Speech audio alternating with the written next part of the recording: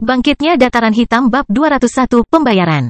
Setelah berbicara dengan sang manajer, William, Dale, dan rekan-rekannya segera meninggalkan tempat itu menuju tempat kapal mereka berlabuh. Dale ingin membawa produknya secepatnya agar dia dapat menerima kristal spiritual yang terlibat dalam bisnis ini. Dan mengapa dia menjual budak-budak ini langsung ke pasar gelap? Itu karena dengan cara itulah dia bisa mendapatkan kristal itu dalam waktu yang lebih singkat. Seperti bajak laut, kelompok Dale tidak memiliki banyak kesabaran atau kecerdasan untuk memaksimalkan keuntungan dengan menjual budak secara langsung di pelelangan. Oleh karena itu, sudah biasa bagi orang-orang seperti mereka untuk meneruskan layanan ini kepada orang lain. Tentu saja, itu hanyalah salah satu alasan terjadinya hal ini. Ada juga bahaya yang terlibat dalam negosiasi apapun. Dan dalam hal ini, secara umum, pihak bajak laut dan bandit adalah yang paling lemah. Selain mereka, keluarga bangsawan dan pasar gelap sendirilah yang paling banyak berpartisipasi dalam negosiasi ini. Dan organisasi seperti ini mempunyai kekuatan yang besar.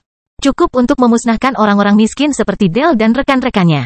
Mereka bisa melakukan pelelangan sendiri, tapi segalanya akan menjadi sedikit lebih rumit. Manusia cenderung mencari hak, apapun tanggung jawabnya, dan dalam hal ini hal tersebut akan berakibat fatal. Mereka bisa mendapatkan lebih banyak uang dengan menjual budak, atau barang curian, langsung ke pelanggan mereka. Namun, mereka juga harus memiliki kekuatan yang diperlukan. Jika tidak, risiko mereka ditipu, disergap, dibunuh akan tinggi. Untuk apa membayar sesuatu jika saya hanya bisa mengambilnya dengan paksa? Ini adalah pemikiran umum di dunia spiritual. Oleh karena itu, bajak laut dan bandit biasanya lebih memilih untuk mengambil risiko lebih kecil dalam menjual barang mereka. Daripada terlibat langsung dengan kekuatan raksasa yang dapat dengan cepat menghancurkan mereka. Dan mengenai kekuatan di belakang Dale dan anak buahnya, itu bukanlah hubungan sekutu. Cara yang tepat untuk melihat situasi ini adalah dengan melihat kelompok Dale sebagai kekuatan yang dialihdayakan. Mereka menerima dukungan strategis, seperti kapal, senjata sederhana, kristal, Dale. Mereka kadang-kadang dapat menggunakan pengaruh kelompok bajak laut segitiga darah. Tapi mereka sebenarnya bukan anggota bajak laut segitiga darah. Organisasi ini tidak akan pernah mengkhawatirkan nyawa orang-orang tingkat rendah seperti Dale atau bahkan membalas dendam jika mereka mati. Mereka hanya memberi kesempatan kepada individu seperti Dale karena mereka membutuhkan orang-orang dari bagian utara benua tengah untuk mencari barang tertentu untuk mereka. Dan itu saja, Dale dan bajak laut lainnya bisa bangga menjadi bidak catur dalam rencana organisasi itu, membanggakan pencapaian ini, tapi tidak mungkin mereka bisa melangkah lebih jauh. Tentu saja, bagi mereka, orang-orang berbakat biru dari budidaya tahap kelima, menjadi bidak catur dengan kekuatan seperti bajak laut segitiga darah sudah luar biasa bagi mereka. Lihat contoh bagaimana mereka dihormati oleh bandit lain, seperti pria itu, di kota tanpa nama di Kerajaan Ombak. Tapi bagaimanapun, Dale dan rekan-rekannya tahu mereka tidak boleh berlebihan. Mereka bisa menggunakan pengaruh kelompok bajak laut besar itu dengan bandit dan individu yang berasal dari keluarga sederhana. Namun, ketika melawan keluarga bangsawan atau pasar gelap, mereka akan menghormati mereka bila memungkinkan, sehingga mengurangi kemungkinan terjadinya bencana di pihak mereka. Jadi, waktu berlalu dengan cepat. Matahari telah terbit dan terbenam di langit, memberi ruang dari siang hari hingga kegelapan malam. Kota hadiah yang ramai perlahan-lahan kehilangan hiruk-pikuk jalanannya ketika malam sudah benar-benar gelap. Saat ini, lebih dari 400 tawanan yang berada di kapal Dale telah dipindahkan ke gudang di pasar gelap kota hadiah, di mana mereka mulai dievaluasi sedikit demi sedikit. Sebagai institusi yang melayani kaum bangsawan, pasar gelap tidak akan menjual budak cacat, bahkan tanpa mengetahui informasi sedikit pun tentang orang-orang tersebut. Seperti usia, tingkat kultivasi, dan tentunya memeriksa bakat mereka. Lagi pula, beberapa bajak laut lucu pernah mencoba menipu mereka sebelumnya, berpikir bahwa hal seperti itu akan luput dari perhatian. Dan tidak butuh waktu lama, bahkan sebelum matahari terbit, kelompok tawanan tersebut telah lulus evaluasi utama pasar gelap. Seperti yang Dale katakan sebelumnya, ada 414 tawanan, 13 diantaranya memiliki talenta hitam dan sisanya memiliki talenta biru. Dale tidak punya nyali untuk menipu pasar gelap, jadi dia menyampaikan informasinya tanpa tipu daya apapun. Adapun karakteristik lainnya, sebagian besar tawanan berada di tahap ketiga budidaya. Dengan beberapa di tahap keempat dan hanya 13 individu berbakat berkulit hitam yang berada di tahap kelima, jenderal spiritual. Adapun usianya berkisar dari yang termuda, berusia 18 tahun, hingga yang tertua, berusia 412 tahun. Bagaimanapun, setelah pemeriksaan ini selesai, para tawanan ditempatkan di tempat yang lebih nyaman, di mana mereka bisa mendapatkan kembali penampilan aslinya. Membuat mereka lebih menarik bagi para bangsawan yang akan membelinya dalam beberapa hari, di pelelangan 2 mingguan. Mereka berhak makan sekali sehari, minum air lebih sering, dan bahkan melihat cahaya matahari. Sebelum badai menjadi budak keluarga bangsawan, ini merupakan sedikit kemajuan bagi mereka. Berbeda dengan bajak laut, bandit, dan pengusaha, anggota keluarga bangsawan memandang mereka secara berbeda. Sementara orang-orang seperti Dale dan William melihat tawanan seperti Barbara sebagai benda yang bisa menghasilkan kristal spiritual, yang lebih baik tidak dihancurkan sebelum dijual. Para bangsawan bisa bertindak lebih tegas. Jika mereka membunuh salah satu budak ini, itu bukan masalah besar. Mereka bisa saja membeli yang lain. Jika suatu benda tidak menyenangkan, maka mereka menghancurkannya saja. Waktu terus berlalu, dan pagi berikutnya telah dimulai di kota hadiah. Saat ini, Dale dan ketiga kroninya sudah duduk di salah satu ruangan di pasar gelap, di mana mereka dengan sabar menunggu pembayaran untuk kesepakatan tersebut. Tempat di mana mereka berada tidak berlebihan dalam aspek apapun, karena ini adalah tempat yang paling banyak dikunjungi oleh bajak laut dan bandit, namun memiliki kualitas tersendiri.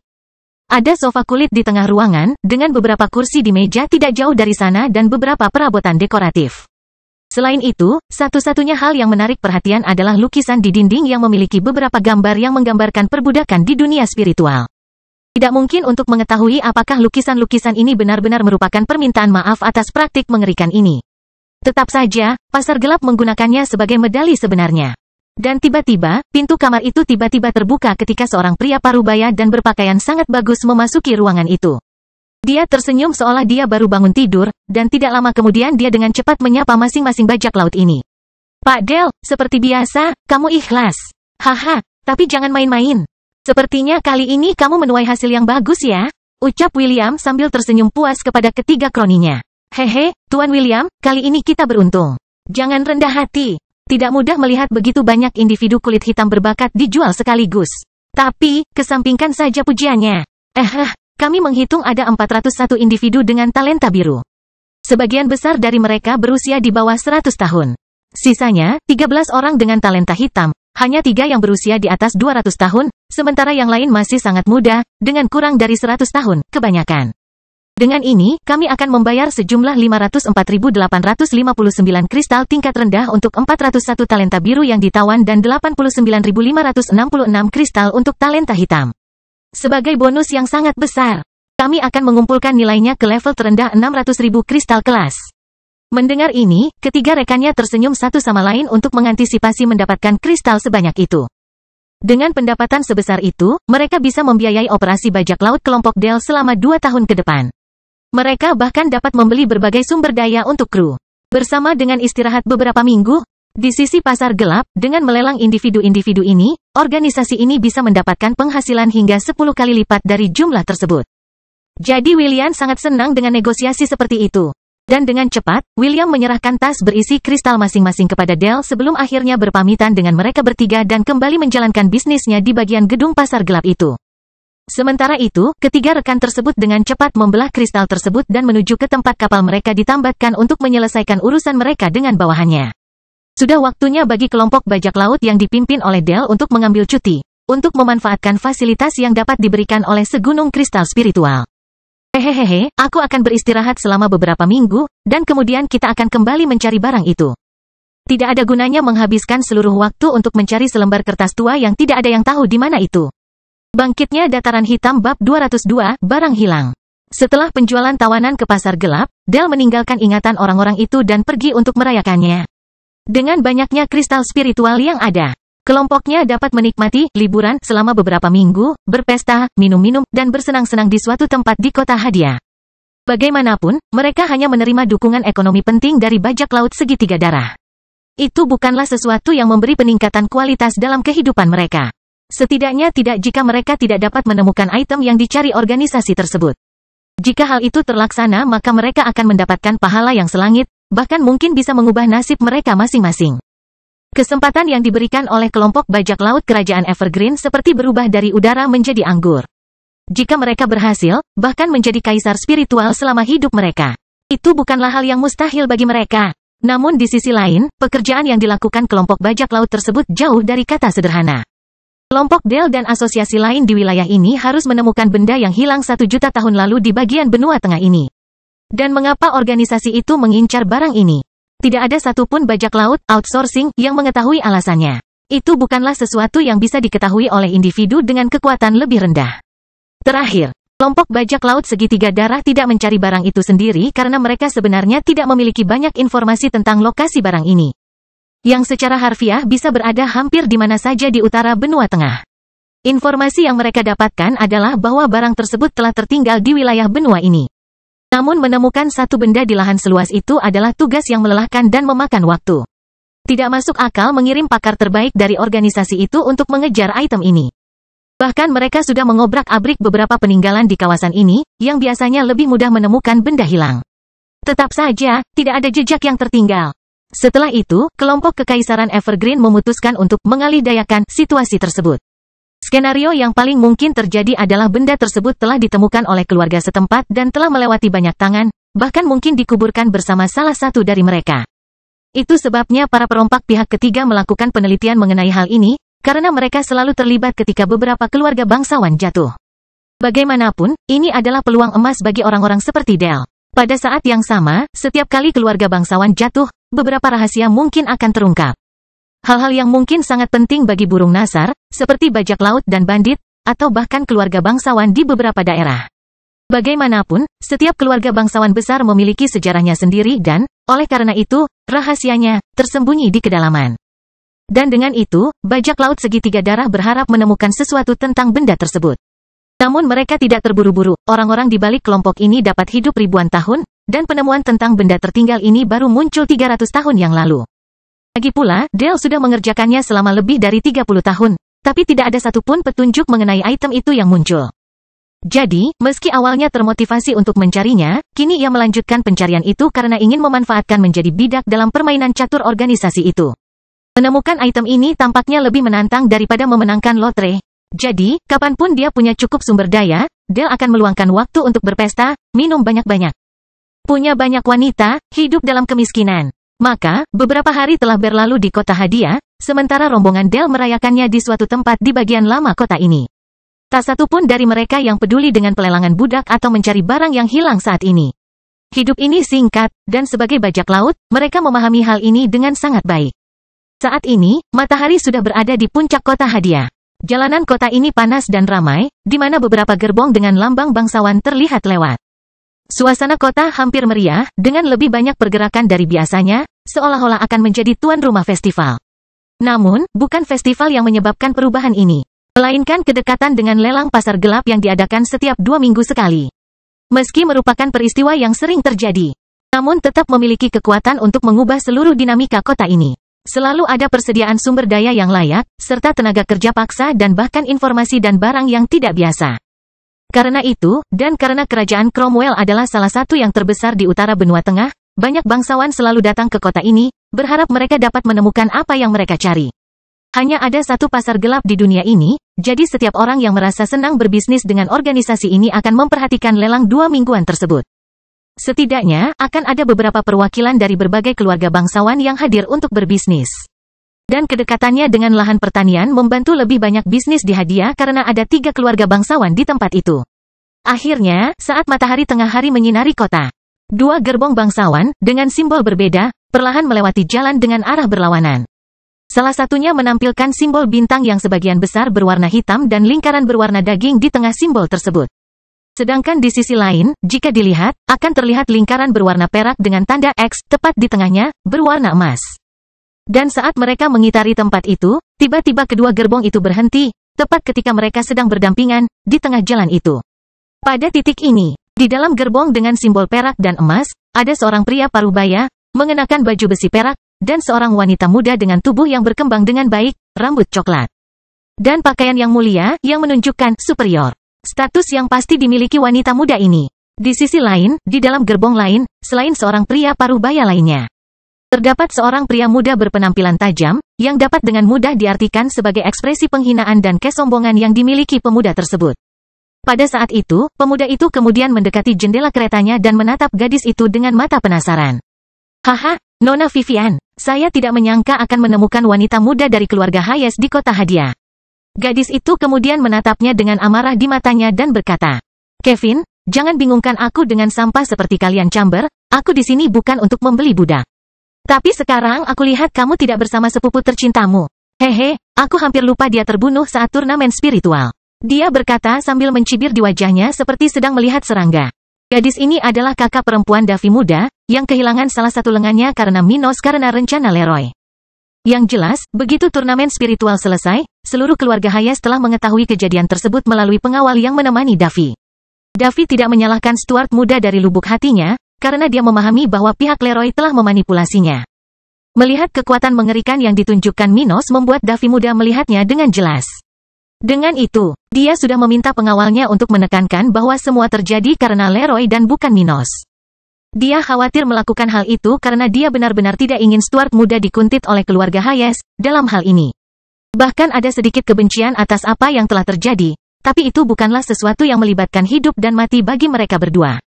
Davi bahkan ingin kembali lebih kuat dari Flaming Empire dan melawan Minos, tapi itu lebih seperti keinginan untuk mengalahkan saingan, bukan membunuh musuh.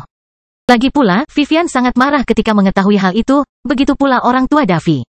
Tapi mereka mengerti bahwa Minos tidak menentang Davi, dan semua yang terjadi adalah tanggung jawab Chamber Muda. Karena ini, mereka benar-benar memutuskan hubungan dengan keluarga itu setelah mengetahui segalanya. Mereka sudah memiliki banyak perbedaan, dan setelah skema seperti itu, tidak ada lagi ruang untuk percakapan antara kedua belah pihak. Mendengar komentar terakhir Vivian, Kevin mengerutkan kening dan merasa marah mendengar perkataannya. Sepertinya kamu lebih liar dari biasanya. Hati-hati, aku bisa bersikap baik padamu, tapi sebaiknya kamu berhati-hati dengan mulutmu itu. HMPH, apa yang kami tandai membuatmu takut? Jika bukan karena bajingan itu sudah mati di tangan pesaing itu, aku sendiri yang akan merebut nyawa Leroy. Setelah kata-kata terakhir diucapkan, kedua pihak saling memandang untuk sementara waktu ketika mereka melepaskan tekanan dasar budidaya mereka, masih dari dalam gerbong mereka.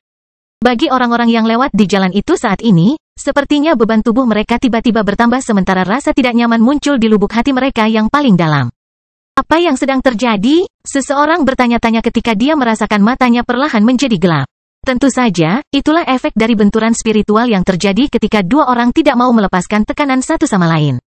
Bagi para leluhur yang lebih lemah, jika mereka ada di sekitar, itu akan seperti ada sesuatu yang menghalangi mereka, mencoba menjatuhkan mereka. Dan dalam kasus ini, 4 orang petani sedang melakukan hal ini. 2 berada di level 46, dan 2 lainnya di level 49. Sekalipun ini bukan daerah miskin seperti kota kering yang lama, kekuatan seperti itu masih cukup signifikan di utara benua tengah. Bagi orang awam yang lalu lalang di jalanan kota seperti Hadia, tekanan spiritual yang ditimbulkan oleh aura keempat orang ini sudah cukup untuk membuat mereka pingsan. Bangkitnya dataran hitam bab 203, impotensi. Jika ada yang melihat ke jalan di mana 2 anak muda dari keluarga Chamber dan Hayes berdiri, mereka akan melihat pemandangan yang aneh saat ini. Ada 2 gerbong yang diparkir berdampingan, berlawanan arah, sedangkan dalam radius 20 meter dari kedua alat angkut tersebut, beberapa orang tergeletak di tanah, pingsan. Namun, tidak ada tanda-tanda perlawanan atau bahkan orang yang berniat untuk berperang. Atau lebih tepatnya, tidak ada orang yang berniat bertarung di luar gerbong. Keempat orang di kedua gerbong tersebut masih duduk nyaman di posisinya masing-masing sambil saling berhadapan melalui jendela kaca gerbongnya. Dan meskipun warga biasa Hadia berada di dekatnya pingsan, tidak ada kerusakan fisik yang terjadi pada kedua gerbong tersebut atau melumpuhkan kusir mereka. Tentu saja, para kusir cukup kuat untuk menahan tekanan spiritual yang ditimbulkan oleh orang-orang tersebut. Sedangkan untuk gerbongnya, tekanan dari jenderal spiritual tidak cukup untuk merusak struktur benda-benda tersebut. Bagaimanapun, setelah beberapa detik konfrontasi ini, tidak ada ketidakseimbangan yang signifikan karena perbedaan energi spiritual dari mereka yang terlibat tidak terlalu besar. Dan saat itu, salah satu pria parubaya berkata dengan suara tegas. Mari kita berhenti di sini. Tidak ada gunanya konfrontasi seperti ini, Tuan Muda. Mari kita lanjutkan urusan kita. Itu adalah pengawal Kevin, Cliff. Adapun mengapa dia memanggil Kevin sebagai Tuan Muda. Itu hanya karena pemuda itu adalah putra dari kepala keluarga Chamber saat ini. Pada saat yang sama ketika Cliff meyakinkan Kevin untuk menghentikan masalah ini, di pihak Vivian. Pengawalnya mencoba melakukan hal yang sama. Nona, kami tidak punya kekuatan yang cukup untuk mengalahkan keduanya. Paling-paling kami hanya akan membuang-buang waktu hanya dengan hasil imbang. Mendengar hal tersebut, Vivian sejenak merasa tidak berdaya karena kekuatan mereka sebenarnya tidak banyak berbeda. Dan di dalam hati, dia merasakan keinginan yang sangat besar untuk membunuh setiap anggota keluarga Chamber karena perbuatan Leroy terhadap adik laki-lakinya. Namun sayangnya baginya, 2 orang di gerbong berikutnya cukup kuat untuk melindungi diri dari dia dan pengawalnya. Dan segera, dia mulai mendapatkan kembali ketenangannya. Dia bukan orang yang pemarah, tapi dendamnya terhadap keluarga Chamber sudah terbentuk, dan melihat Kevin di tempat ini telah memanaskan darah Vivian. Setelah beberapa detik, dia kemudian menoleh ke sisi kusir dan berkata, "Mari kita lanjutkan perjalanan kita." Dia kemudian menghela nafas sejenak dan kemudian melanjutkan, tapi aku tidak suka datang ke tempat kotor, seperti kota ini. Jika bukan karena kami sedang mencari sumber daya yang dijual di pasar gelap, aku tidak akan pernah menginjakkan kaki di sana. Tempat ini, keluarga Hayes adalah keluarga yang sangat baik yang menghargai keadilan. Dan sebagai anggota organisasi ini, Vivian juga memiliki rasa keadilan yang kuat, yang membuatnya membenci orang-orang yang menggunakan perbudakan atau cara-cara yang meragukan. Jadi, dia berada di hadiah bukan untuk berpartisipasi dalam pelelangan budak, melainkan untuk mencari tahu apakah dia bisa membeli barang tertentu di pasar gelap. Dia tidak suka melakukan itu, tapi karena ini adalah satu-satunya tempat dia bisa menukar apa yang dia butuhkan, tidak banyak yang bisa dilakukan. Vivian akan menelan idenya dan berusaha menyelesaikan bisnisnya secepat mungkin, meninggalkan tempat ini tanpa penundaan setelah itu. Sulit bagi orang seperti dia untuk mengabaikan semua yang ada di sekitarnya, tapi dia terlalu lemah untuk berbuat apapun. Faktanya, bahkan jika seluruh keluarga Hayes mencoba melawan perbudakan di kerajaan Cromwell, mereka hanya akan dikucilkan. Lagi pula, banyak keluarga di wilayah ini yang merupakan kekuatan pertanian, yang sangat berguna untuk tenaga kerja tawanan. Adapun mengapa keluarga Hayes berbeda dari yang lain, itu hanya karena mereka berkembang secara berbeda dari kekuatan lain di dunia ini. Alih-alih menjadi kekuatan yang berfokus pada pertanian, keluarga Hayes adalah kekuatan ekonomi yang memahami bahwa perbudakan tidak menguntungkan bisnis mereka. Lagi pula, budak tidak berbelanja. Mungkin karena alasan ini, keluarga Davy dan Vivian mengikuti jalur perkembangan yang berbeda dari banyak keluarga lain di kerajaan Cromwell. Ketika mereka melihat gerbong seberang bergerak lagi, di sisi Kevin, pemuda itu sedang duduk di samping salah satu jendela gerbongnya sambil salah satu tangannya terkepal erat. "Jalang, jika aku sedikit lebih kuat, aku akan menjadikanmu budakku." Dia marah atas komentar Vivian sebelumnya. Sebenarnya Kevin dan Leroy adalah sepupu, karena orang tua mereka, penguasa keluarga Chamber, dan tetua tertinggi adalah saudara kandung. Tapi mereka bukan hanya sepupu. Keduanya bisa dianggap sahabat. Karena itu, saat mendengar kematian tragis Leroy, hati Kevin sangat marah. Dia merasa tidak enak karena tidak bisa membalaskan dendam sepupunya. Kevin mengetahui fakta bahwa Minos telah membunuh Leroy. Tetap saja, keluarga Chamber tidak bisa membalas dendam pada seseorang yang berada di salah satu sekte kekaisaran Flaming. Dan hal itu membuat dia, serta anggota keluarga lainnya, merasa lebih tidak nyaman dengan situasi ini dari biasanya. Bagaimanapun, keluarga Chamber adalah kekuatan arogan dan dominan yang memperbudak ribuan orang. Jadi, lebih sulit lagi bagi mereka untuk merasakan rasa rendah diri ini. "Ayo pergi. Lelang 2 mingguan akan dimulai beberapa jam lagi. Lihat apakah ada informasi tentang lot yang akan dilelang hari ini." Setelah itu Kevin menutup pembicaraan dan melanjutkan pembicaraan tentang tujuannya yang membawanya ke hadiah hari ini. Kali ini Kevin adalah perwakilan keluarga Chamber yang dikirim untuk mengikuti lelang 2 mingguan. Atau lebih tepatnya, dia memutuskan untuk datang ke sini dan memenuhi peran ini. Sebagai satu-satunya putra dari kepala keluarga Chamber, Kevin ingin mulai mempersiapkan diri ketika ia akan menjadi raja spiritual. Dia ingin memiliki perbuatan dan pengaruh yang besar dalam keluarga, dari sekedar menjadi anak dari tuan keluarga. Dengan ini, Kevin berharap menjadi kepala keluarga Chamber berikutnya dalam beberapa dekade. Dan agar hal itu terwujud, dia ingin menciptakan kekuatannya sendiri di dalam keluarga. Dengan bawahannya diasuh sendiri. Lagi pula, bukan karena dia adalah putra dari kepala keluarga saat ini sehingga dia akan menjadi penerus utama. Dan sebagai anggota keluarga Chamber yang baik, Kevin merasa menggunakan budak berbakat adalah cara terbaik untuk memperkuat dirinya. Dia memiliki teknik kultivasi ganda, yang menggunakan kultivasi rekannya untuk meningkatkan miliknya. Dengan ini, dia berharap menemukan budak yang cocok yang memiliki bakat hitam yang bisa berkembang hingga tahap raja spiritual dengan relatif mudah sehingga dia bisa menggunakannya sebagai kuali. Namun tidak hanya itu, Kevin juga ingin memiliki beberapa budak untuk reproduksi manusia. Lagi pula, meskipun anak-anak ini membutuhkan waktu puluhan tahun untuk mencapai tahap raja spiritual, itu akan sia-sia. Pengawal Kevin sendiri adalah produk dari sistem ini, dia adalah putra dari 2 budak di keluarga Chamber. Dia dibesarkan sebagai pelayan oleh ayah Kevin seolah-olah dia adalah anak haram dari tuan keluarga ini. Dan yang jelas, Cliff tidak mengetahui kebenaran tentang asal-usulnya sendiri. Sejauh yang dia tahu, dia adalah bajingan dari kepala keluarga Chamber. Sistem ini berhasil karena tidak banyak orang seperti Cliff. Lagi pula, banyak kesulitan dalam memiliki anak dengan talenta hitam. Hal seperti itu bisa memakan waktu berabad-abad untuk terjadi jika pasangan tidak memiliki izin untuk hamil sebelumnya. Inilah alasan utama mengapa raja spiritual tidak memiliki banyak anak. Meskipun kebanyakan dari mereka di wilayah ini berumur beberapa abad. Dan karena itu, korban seperti Cliff akan kesulitan memahami skema di balik kejadian yang menimpa mereka. Mereka tahu keluarga Chamber memiliki metode ini, tetapi mereka diindoktrinasi sedemikian rupa sehingga membuat mereka percaya bahwa dalam kasus mereka, situasinya berbeda. Lagi pula, tidak sulit untuk memanipulasi seorang anak. Bagaimanapun, seseorang seperti Kevin membutuhkan waktu puluhan tahun untuk membuat setiap terobosan dalam kultivasi tahap ke-6. Oleh karena itu, memiliki bawahan dengan talenta hitam, seperti anak-anak yang dihasilkan oleh sistem itu, sangatlah menarik bagi orang-orang seperti dia. Misalkan dia bisa mendapatkan bayi yang baru lahir sekarang, mengingat tingkat budidaya Kevin dan sumber daya yang diberikan kepada bawahan keluarga Chamber tersebut. Dalam hal ini, dia bisa membawa individu ini ke level 50 ketika dia berada di sekitar level 54. Dan bagi seseorang dengan level 54, memiliki pelayan level 50 memang merupakan sesuatu yang menarik di utara benua tengah.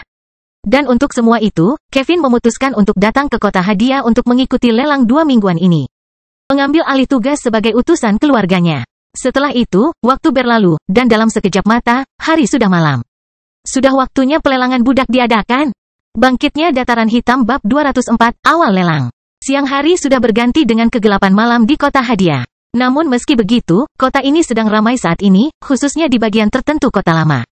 Di tempat itu terdapat sebuah bangunan besar dengan 6 lantai, memiliki fasad yang sangat mirip dengan fasad arena pertarungan. Beberapa lampu menerangi tembok tinggi bangunan itu dengan warna berbeda, memberikan perasaan mulia kepada siapapun yang lewat. Selain tampilan pasar gelap di hadiah yang berbeda, saat ini banyak orang yang berada di sekitar tempat ini. Ada orang-orang dari berbagai latar belakang yang hadir di tempat kejadian. Pada saat yang sama, ada garis penting di satu sisi gedung dan karpet merah di sisi lain, tempat para tamu berpakaian bagus lewat, datang dengan gerbong pribadi mereka dari waktu ke waktu.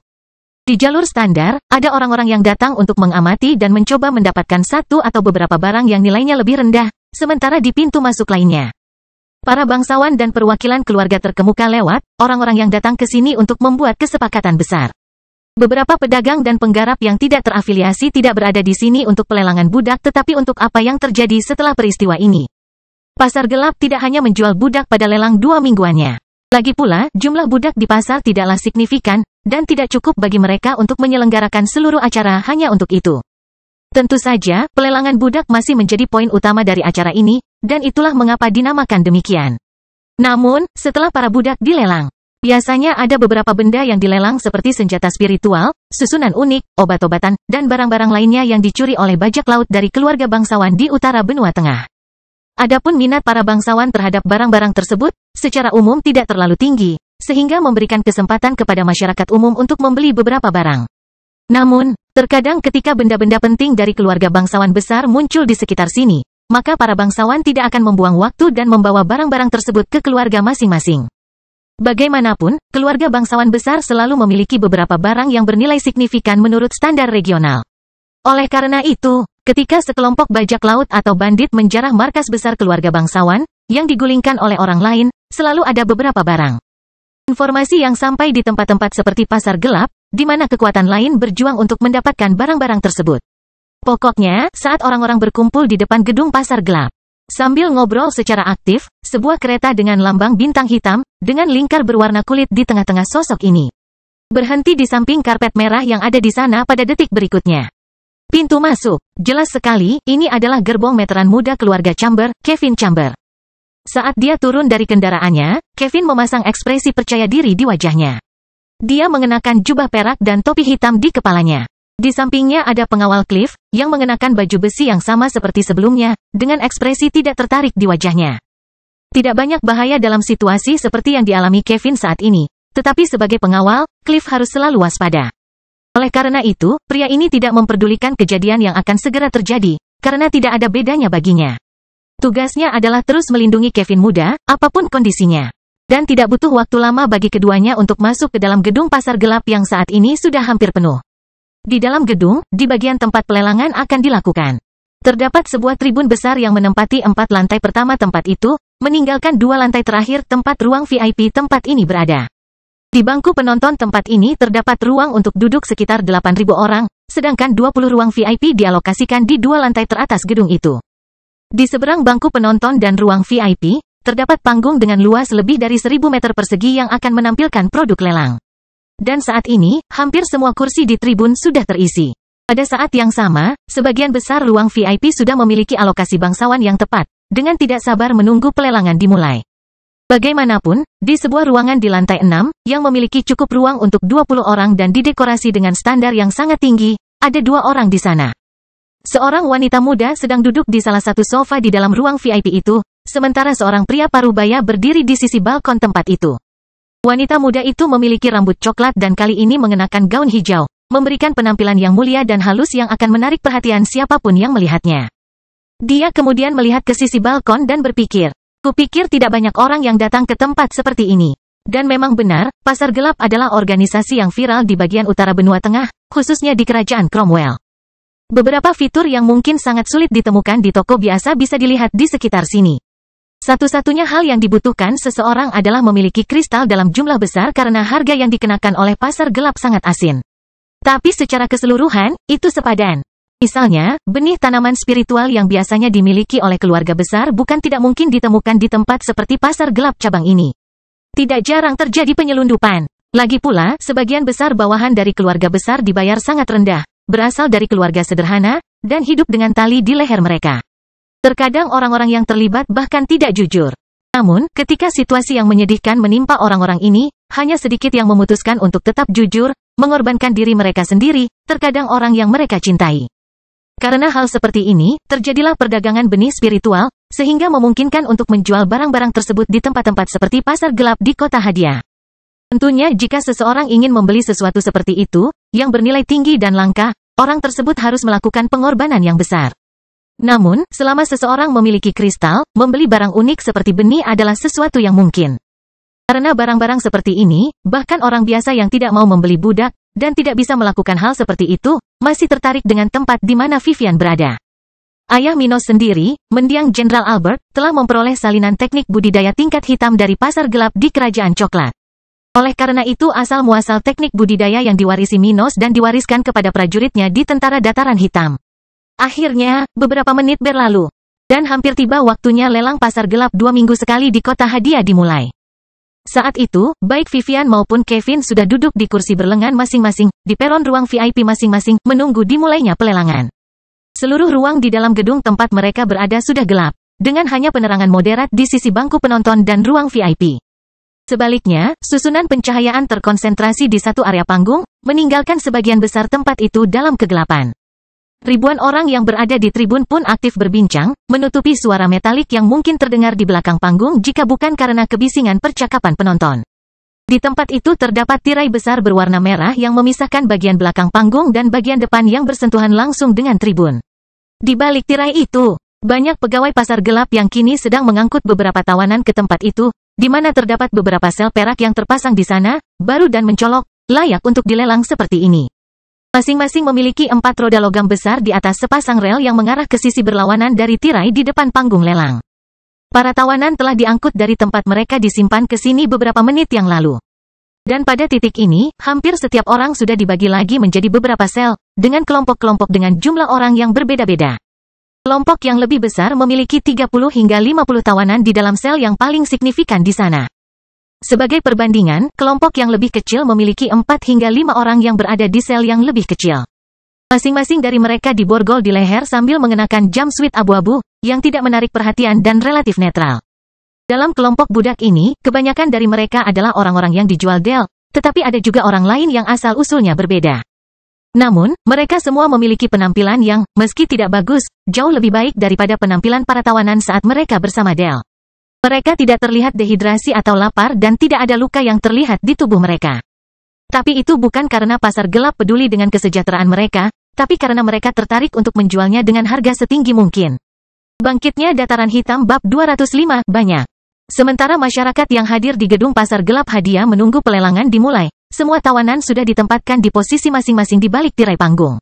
Ada hampir 600 tawanan yang terperangkap di tempat itu, di dalam sel yang berada di atas rel yang menuju ke tempat yang sama, di seberang tirai. Dan di salah satu sel terkecil, yaitu sekitar 4 meter persegi, 5 orang berdiri diam. Ada 3 laki-laki dan 2 perempuan yang terlihat relatif muda, kecuali salah satu laki-laki yang sudah terlihat seperti lelaki tua. Tentu saja, mengingat mereka semua sudah berada pada tahap kultivasi kelima, tidak mengherankan jika masing-masing dari mereka sudah berusia lebih dari 100 tahun. Karena harapan hidup seorang jenderal spiritual adalah 850 tahun. Bagaimanapun, kelima orang itu mengenakan pakaian yang sama, seperti para tawanan lainnya, sementara masing-masing dari mereka bersandar di sisi jeruji sel, melihat sekeliling dengan gelisah. Dari kelompok itu tentu saja Peter ada di sana, bersama Joey dan Barbara, orang-orang yang pernah dia dekati di masa lalu. Selain mereka, ada dua orang yang baru ditemui Peter, karena mereka adalah korban preman dari daerah asalnya, bukan organisasi Del. Pemuda itu berambut pirang dan berpenampilan bagus, level 43, jelas memiliki bakat hitam, dan namanya Milton. Adapun gadis itu, dia adalah Robin, level 42, bakat yang sama dengan 4 orang lainnya di sel ini. Dia juga berambut pirang, tapi ciri khasnya yang paling menarik perhatian adalah tubuhnya yang mungil, dengan beberapa bagian yang masih belum berkembang. Bagaimanapun, Peter dan kedua rekan seperjalanannya baru bertemu keduanya hari ini ketika pasar gelap memisahkan mereka menjadi beberapa kelompok untuk membuat lot yang akan ditawarkan di pelelangan. Adapun apa yang terjadi sebelumnya, tidak ada hal besar yang terjadi. Dalam hari-hari yang telah berlalu sejak Del menjualnya ke pasar gelap, Peter dan tawanan lainnya telah tinggal di gudang organisasi ini. Di sana, mereka dapat beristirahat dari hari-hari teror yang mereka habiskan dalam perjalanan dengan perahu sambil perlahan memulihkan diri, memperbaiki penampilan mereka untuk lelang hari ini. Namun masing-masing dari mereka masih terlihat menyedihkan. Bagaimanapun, sebagai seorang kultivator, mereka membutuhkan energi spiritual yang besar untuk pulih sepenuhnya. Namun, tidak satu pun dari mereka yang diizinkan berkultivasi, karena mengenakan kalung itu sepanjang waktu, mencegah mereka mengumpulkan dan menyerap energi spiritual. Dengan itu, mustahil bagi mereka untuk mendapatkan kembali penampilan aslinya selama periode terakhir ini. Namun, mereka tetap mendapat kemewahan, berupa makan, minum air, tidur. Bahkan berjemur 1 kali sehari, mereka juga tidak harus melalui pemukulan sesekali yang mereka terima saat berada di tangan bajak laut Del. Yang juga merupakan faktor penting dalam meningkatkan setiap penampilan mereka. Bagaimanapun, beberapa waktu telah berlalu sejak mereka ditempatkan di tempat itu ketika mereka berlima mulai berbicara dengan suara pelan, memperkenalkan diri mereka satu sama lain. "Dari mana asalmu?" Barbara bertanya tanpa menunjukkan banyak emosi. Wanita muda bertubuh kecil itu kemudian menanggapinya dengan sorot mata sedih. "Saya berasal dari Pulau Batu. Saya sedang bepergian sendirian dan akhirnya bertemu dengan sekelompok preman dari tempat itu. Setelah itu, saya rasa Anda sudah bisa membayangkan apa yang terjadi." Setelah itu, pemuda itu kemudian melakukan hal yang sama seperti Robin. "Dalam kasusku, aku berasal dari sini, dari kerajaan Cromwell. Aku akhirnya membuat marah orang-orang yang tidak bisa kubuat, jadi aku berakhir di sini setelah bangsawan itu menyerahkanku ke bajak laut." Setelah mendengarkan keduanya, Peter, Barbara, dan Joey juga berbicara tentang asal-usul mereka, mengatakan bagaimana mereka berakhir dalam situasi ini. Mereka terus berbicara sebentar, menunggu apa yang akan terjadi selanjutnya. Di balik tirai, ribuan orang semakin bersemangat untuk memulai pelelangan, dan secara aktif berbicara. Namun, tak berapa lama kemudian suara gong terdengar di udara, tiba-tiba seorang laki-laki bertubuh tinggi kekar, mengenakan jas serba hitam, datang dari belakang panggung. Memposisikan dirinya di tempat yang sedang diterangi oleh barisan tersebut. Dia kemudian tersenyum dan mengarahkan pandangannya ke arah kerumunan dari kanan ke kiri, akhirnya memberikan pandangan tajam ke arah ruang VIP. Begitu mereka melihat ini, semua orang yang aktif berbicara beberapa detik yang lalu menghentikan suara mereka dan mulai memperhatikan pria yang muncul di atas panggung. Ini adalah salah satu manajer pasar gelap setempat, seseorang yang berada di level 49, puncak dari tahap spiritual general. Dia selesai melihat ke arah penonton dan kemudian mulai berbicara. "Selamat malam, semuanya, dan selamat datang di lelang 2 minggu sekali di pasar gelap kota hadiah. Hari ini, kita punya banyak barang yang akan dijual. Termasuk 3 barang dengan tawanan orang bertalenta hitam, dengan 5 orang di setiap barangnya. Pokoknya, akan ada beberapa barang menarik setelah lelang budak, jadi persiapkan kristalmu, hehehe." Dia kemudian berhenti sejenak dan bertepuk tangan. "Pak, saya menyatakan bahwa lelang hari ini telah dimulai." Setelah mengatakan itu, dia memposisikan dirinya di tempat itu di atas panggung. Berdiri di sudut kiri tempat itu, berubah menjadi posisi di mana dia bisa melihat benda itu dan ribuan orang yang hadir. Tepat setelah itu, suara metalik terdengar oleh penonton sebelum pencahayaan berubah, menerangi, di luar juru lelang, tempat lain di atas panggung, di mana terdapat sel besar dengan lebih dari 30 orang di dalamnya. "Untuk memulai lelang hari ini, di sini saya memiliki sekelompok 33 tawanan, dari lot 1, yang terlemah ada di level 22 dan yang terkuat di level 34. Kebanyakan dari mereka berusia di bawah 100 tahun, sehingga kelompok ini bisa bertahan lama bagi siapapun yang membelinya. Nilai awal lot ini adalah 70.000 kristal tingkat rendah, dengan peningkatan minimum 1.000 kristal per tawaran. Dan segera setelah dia selesai berbicara, suara-suara datang dari ruang VIP saat tawaran diambil. 71.000, 72.000, 73.000. 88.000 saat tawaran diajukan pada gelombang pertama tawanan talenta biru ini, Kevin diam-diam duduk di teras ruang VIP-nya. Dia tidak terlalu tertarik pada kelompok budak yang kurang berbakat ini. Tentu saja, dia masih harus membeli setidaknya satu kelompok budak seperti itu, karena itu adalah perintah yang diberikan oleh ayahnya. Namun Kevin telah menyerahkan pekerjaan itu kepada pengawal Cliff. Dia ada di sini hari ini hanya karena dia ingin memperkuat pasukannya, mendapatkan bawahan masa depan dari budak paling berbakat, dan mendapatkan kuali yang layak. 151.000 untuk pria di kamar 6, siapa lagi? Juru lelang bertanya, tapi tidak ada yang menjawab. Ini sudah merupakan nilai yang tinggi bagi budak talenta biru, dan masih banyak lagi yang bisa dijual di lelang ini. Oke, budak pertama dijual seharga 151.000 kristal kepada pria di kamar 6. Ayo pergi ke kelompok berikutnya. 163.000. 179.000. Akhirnya, batch terakhir, batch ke-15, dijual kepada penguasa kamar 19 seharga 149.000 kristal. Setelah dia mengatakan itu, sel besar terakhir yang muncul di panggung menghilang ke dalam kegelapan saat juru lelang bersiap untuk melanjutkan ke puncak pelelangan budak. Dia berhenti sejenak dan melihat ke arah ruang VIP, lalu berkata sambil tersenyum. Sekarang kita akan membuka penawaran untuk lot tipe kedua, yang berisi tawanan dengan talenta hitam. Masing-masing budak yang hadir dalam 3 lot yang akan dijual sudah dalam budidaya tahap kelima dan sebagian besar dianggap muda. Kami juga tidak memiliki perbedaan besar antara genre di grup masing-masing, dengan 6 perempuan dan 9 laki-laki.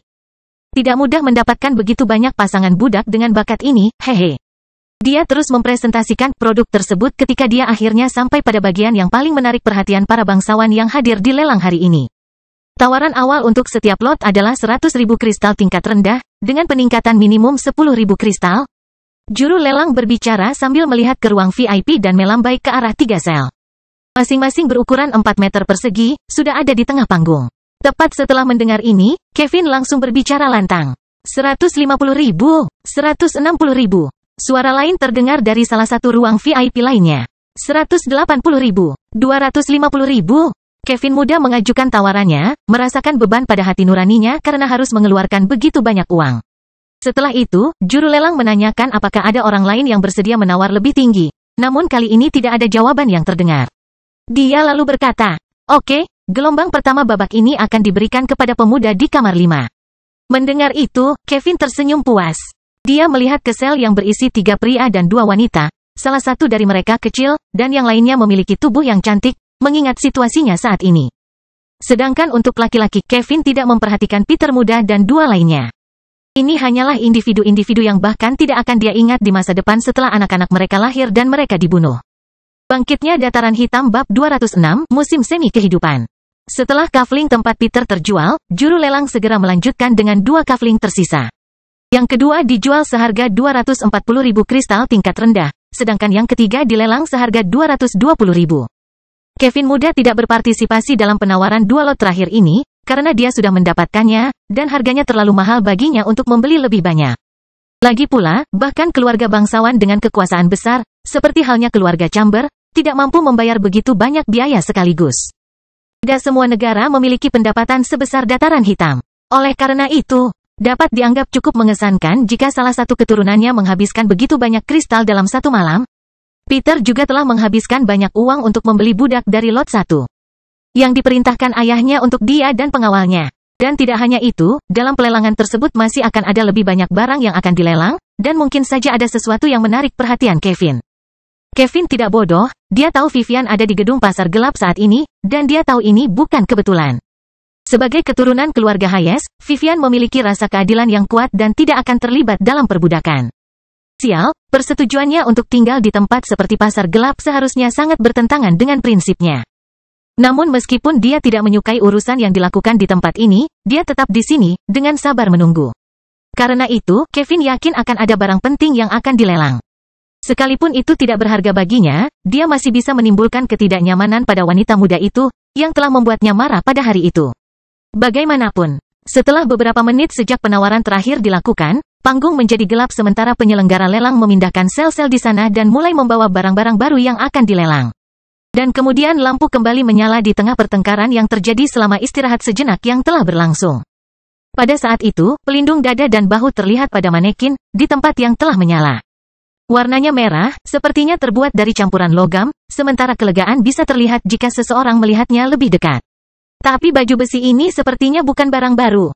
Ada beberapa goresan di permukaannya. Tapi itu sudah diduga. Lagi pula, lelang ini diadakan oleh sebuah organisasi yang bekerja terutama dengan sumber daya yang dipulihkan.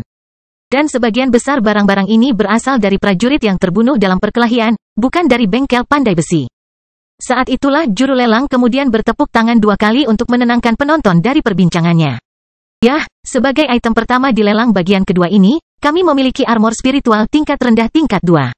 Ini adalah armor yang, meskipun memiliki beberapa tanda pertarungan, berada dalam kondisi sempurna dan dapat memberikan pertahanan yang cukup kuat bagi pemakainya untuk bertahan melawan penggarap hingga level 46 dengan aman. Dengan itu, tawaran awal untuk armor ini adalah 400 kristal tingkat menengah, dengan peningkatan minimal 20 kristal dengan peringkat yang sama. Dan segera setelah juru lelang selesai berbicara, penawaran untuk barang tersebut dimulai, dan banyak orang muncul untuk mencoba dan membeli barang tersebut. 480.500.520. 680. Setelah beberapa saat, armor itu akhirnya dijual seharga 680 kristal kelas menengah kepada salah satu perwakilan keluarga bangsawan kerajaan Cromwell. Tapi baik Kevin muda maupun Vivian tidak mencoba membeli baju besi itu. Bukan karena mereka tidak mau, tetapi karena, secara pribadi, mereka tidak memiliki banyak kristal tingkat menengah. Sulit bagi anak muda yang masih dalam tahap spiritual umum untuk berjalan-jalan dengan begitu banyak kristal tingkat menengah. Meskipun para pemuda ini adalah anak-anak dari kepala keluarga bangsawan besar, mereka tetap tidak bisa berbuat banyak. Tidak ada zona dengan konsentrasi spiritual tinggi di utara benua tengah, hanya ada beberapa zona dengan konsentrasi sedang. Dengan demikian, produksi kristal jenis ini tidaklah tinggi, hanya berkisar beberapa juta di seluruh wilayah. Sebaliknya, banyak raja spiritual yang membutuhkan sumber daya ini untuk mengolah dan membeli barang-barang kelas 2, seperti senjata, pil, susunan, del. Akibatnya, tidak banyak kristal kelas menengah yang tersisa untuk anak muda yang bahkan belum mencapai budidaya tahap ke-6, seperti halnya 2 orang yang berpartisipasi dalam lelang ini. Mereka bahkan memiliki jumlah yang setara dengan kristal tingkat rendah. Tetap saja, orang yang menjual barang kelas 2 umumnya tidak menerima pembayaran dalam kristal tingkat rendah. Jadi, Vivian dan Kevin hanya bisa menerima situasi ini, karena mereka tidak cukup beruntung memiliki kristal kelas menengah yang cukup untuk ditawar. Adapun orang yang membelinya, dia adalah perwakilan keluarga bangsawan dari wilayah lahan pertanian, seseorang yang, meski belum berada di tahap 6 budidaya, telah mengumpulkan kristal tingkat menengah selama bertahun-tahun. Waktu berlalu, dan beberapa barang lagi telah dilelang. Setelah armor itu, item spiritual lain yang diproduksi oleh pandai besi muncul, tapi semuanya adalah item level tinggi kelas 1. Tidak mudah menemukan senjata spiritual kelas 2 di pelelangan. Lagi pula, persediaan barang-barang ini tidak banyak. Dan barang-barang yang memiliki barang kelas 2 biasanya cukup kuat dan sulit dibunuh. Armor sebelumnya sudah bisa dianggap beruntung bagi orang yang memiliki kesempatan untuk membelinya lebih awal. Bagaimanapun, barang-barang kelas 1 dan tingkat tinggi semuanya dijual kepada orang-orang biasa di tribun di tempat itu. Tidaklah menarik bagi perwakilan dan bangsawan manapun yang berada di pasar gelap untuk menawar barang-barang ini. Mereka semua sudah memiliki setidaknya satu item tingkat rendah tingkat 2 di lingkaran spasial mereka. Lagi pula, semua orang ini setidaknya sudah setengah jalan melalui tahap kelima kultivasi dan tidak bisa lagi terus menggunakan item tingkat tinggi kelas 1 yang bahkan bisa dirusak oleh kekuatan mereka sendiri. Kekuatan benda spiritual biasanya beberapa tingkat lebih tinggi daripada profesional yang memproduksinya. Hal ini tentu saja juga berkaitan dengan kualitas bahannya. Namun, jika seorang ahli tidak memiliki tingkat penguasaan tertentu, senjata spiritual tidak akan cukup kuat dalam pertarungan. Pandai besi tingkat tinggi tingkat 1, dapat menghasilkan objek yang mendukung kekuatan hingga sekitar level 44. Di atas itu, item tersebut tidak akan tahan terhadap serangan balik dari penggarap yang lebih kuat. Bahkan serangan pemakainya sendiri, jika raja spiritual mencoba menggunakan senjata tingkat tinggi tingkat 1 untuk menyerang, persenjataannya akan langsung hancur. Segera setelah dia mengaktifkan teknik serangannya sendiri. Dan bahkan jika seorang kultivator level 45, misalnya, tidak dapat menghancurkan senjata seperti itu hanya dalam satu pukulan. Tidak akan lama kemudian senjata itu menjadi tidak berguna. Sedangkan untuk Kevin dan Vivian muda, item jenis ini sudah tidak berharga lagi bagi mereka berdua, karena mereka sudah berada di level 46. Dengan kekuatan seperti itu, bahkan jika mereka tidak dapat menghancurkan senjata tingkat tinggi kelas 1 hanya dalam satu serangan. Item ini tidak dapat bertahan tanpa mengalami kerusakan terus-menerus jika digunakan oleh mereka. Dan tidak hanya itu, sebagai anggota keluarga besar yang mulia, keduanya sudah memiliki beberapa item kelas 1 tingkat tinggi di harta benda mereka. Dengan itu, mereka tidak perlu kehilangan kristalnya dengan sumber daya sebesar itu. Bagaimanapun, pelelangan hampir selesai ketika tiba waktunya item terakhir dipresentasikan. Pada saat itu, semua orang yang hadir sudah duduk di kursi masing-masing, dalam keheningan total, sambil menyaksikan pencahayaan panggung berubah secara bertahap. Di tengah panggung, lampu berwarna merah, hijau, putih, biru menerangi sebuah kotak hitam yang berada di atas meja tinggi, dengan ruang hanya untuk kotak itu.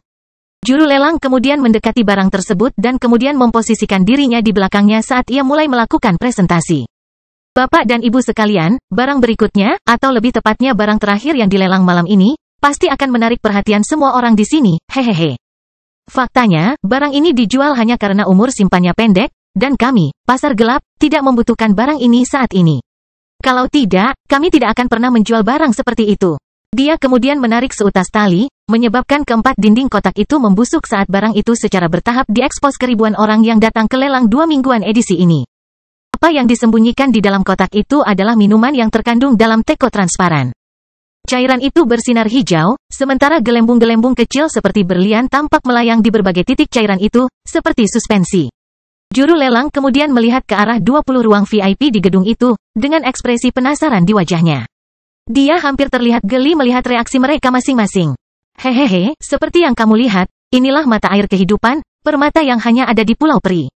Bangkitnya dataran hitam bab 207, akhir lelang. Musim semi kehidupan. Semua yang berada di dalam ruang VIP, pada saat ini, dengan mulut terbuka karena terkejut.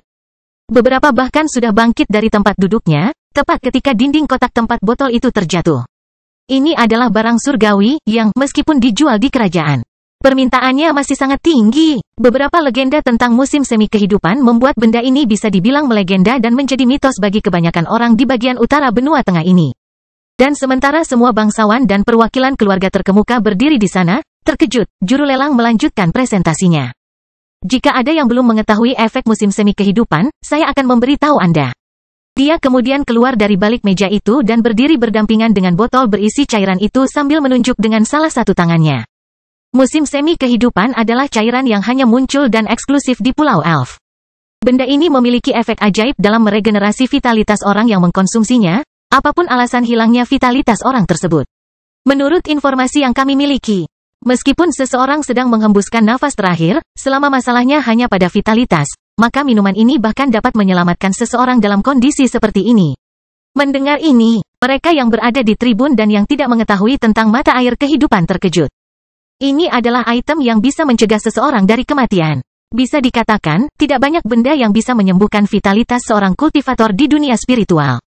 Dan penderitaan yang mengurangi vitalitas seseorang bukanlah hal yang jarang terjadi. Bahkan ada teknik spiritual, serta kemampuan bawaan, yang dapat menyebabkan hilangnya vitalitas. Teknik dan keterampilan seperti ini dipandang sebagai pengorbanan. Sebagai imbalannya, terkadang vitalitas, atau beberapa level dalam kultivasi. Seseorang dapat melepaskan kekuatan yang jauh di atas levelnya.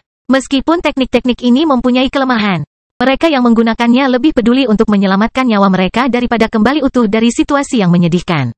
Dan saat-saat seperti itu bukanlah hal yang aneh. Bagaimanapun, kultivasi dapat dilihat sebagai perjalanan yang sulit, bahkan anak-anak pun saling membunuh. Oleh karena itu, tidak sedikit yang memiliki teknik pengorbanan. Sementara ada juga yang tidak punya pilihan, karena kemampuan bawaan sudah ditentukan sejak lahir. Oleh karena itu, item seperti Spring of Life sangat dihargai. Bahkan banyak orang tingkat tinggi pergi ke Pulau Elf dalam upaya untuk mendapatkan cairan ini untuk orang yang mereka cintai, yang menderita kekurangan vitalitas. Juru lelang kemudian melanjutkan pembicaraan. Seperti yang aku katakan sebelumnya, ini adalah item yang memiliki tanggal kedaluarsa. Tapi kami dapat meyakinkanmu bahwa item ini masih memiliki efek yang cukup kuat untuk memulihkan vitalitas bahkan seorang raja spiritual. Musim semi kehidupan berlaku di luar Pulau Elf. Ketika seseorang memindahkan benda ini dari lokasi tersebut, benda itu akan mulai kehilangan fungsinya, berubah menjadi beberapa kristal kecil yang tampak seperti berlian. Bersama dengan air spiritual, sisanya menguap setelah seluruh proses ini selesai. Namun, hal ini tidak terjadi di wilayah Pulau Elf. Orang-orang dari utara benua tengah ini tidak mengetahuinya. Namun akar spiritual utama dunia spiritual terletak di tempat itu, tepat di bawah sumber mata air kehidupan. Selain itu, wilayah tersebut memiliki banyak organisme hidup dengan vitalitas tinggi dan kesesuaian dengan energi spiritual, yang menjadikan seluruh pulau ini surga bagi makhluk hidup. Pantas saja penduduk asli tempat itu, para elf, bisa hidup 6 kali lebih lama dari manusia.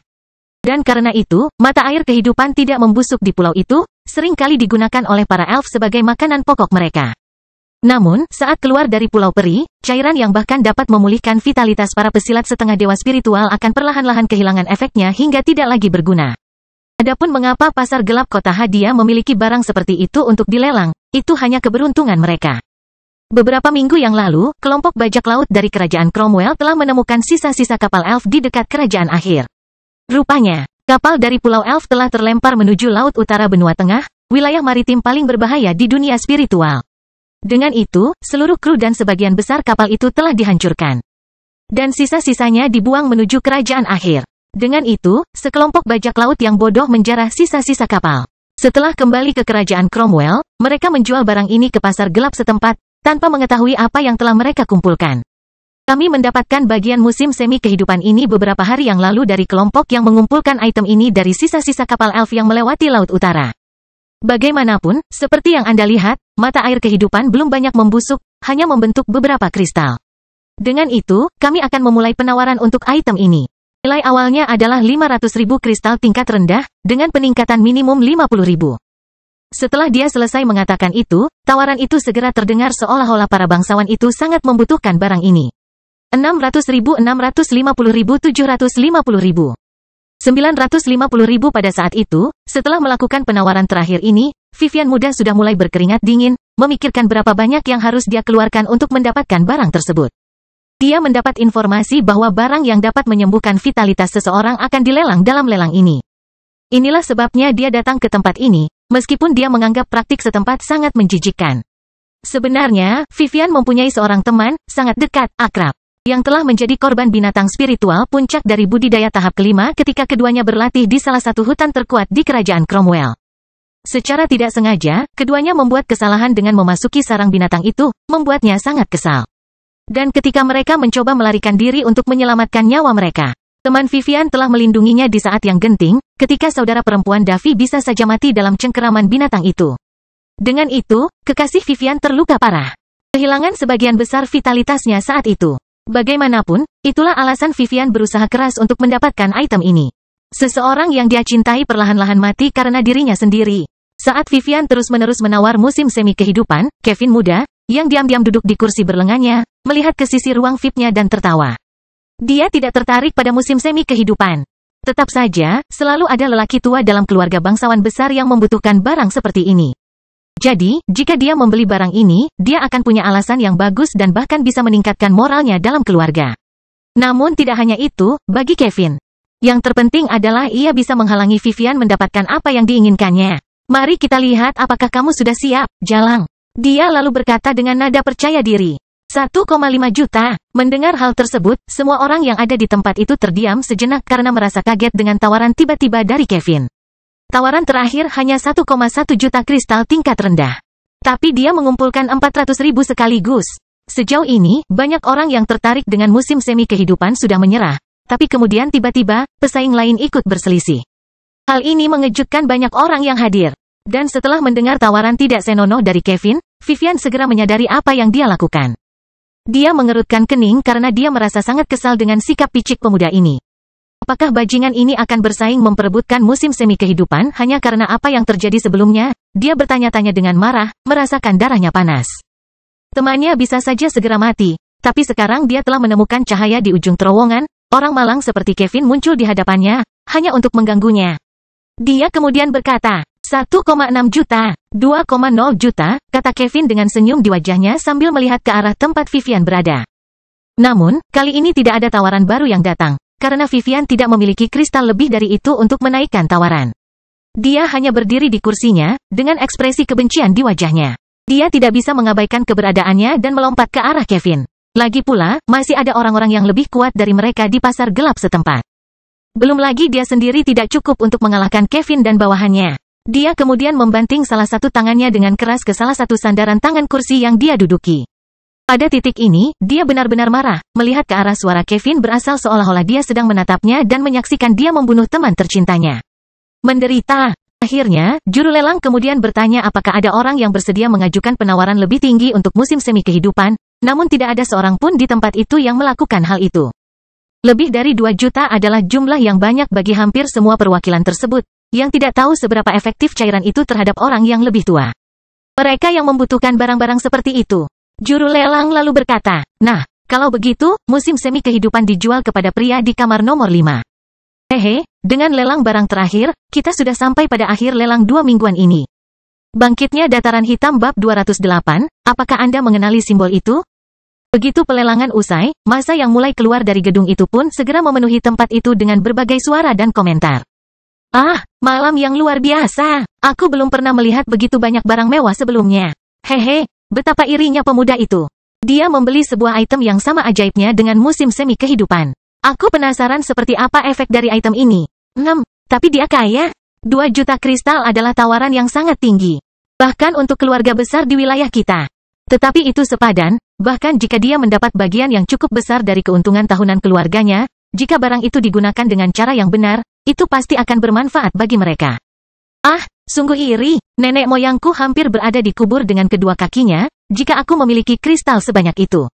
Dan sementara masyarakat umum yang datang ke pelelangan secara aktif mendiskusikan barang yang dilelang dan meninggalkan tempat itu, Vivian muda sangat marah saat ini. Masih di dalam ruang VIP sebelumnya. Di tempat itu, Vivian sedang bersandar dengan tangan di dinding, terdapat bekas kepalan tangan yang tertancap di area salah satu tangannya berada. Beberapa tetes darah menetes dari luka yang muncul di tangan kanannya, sementara Vivian merasa seperti berada di jalan buntu.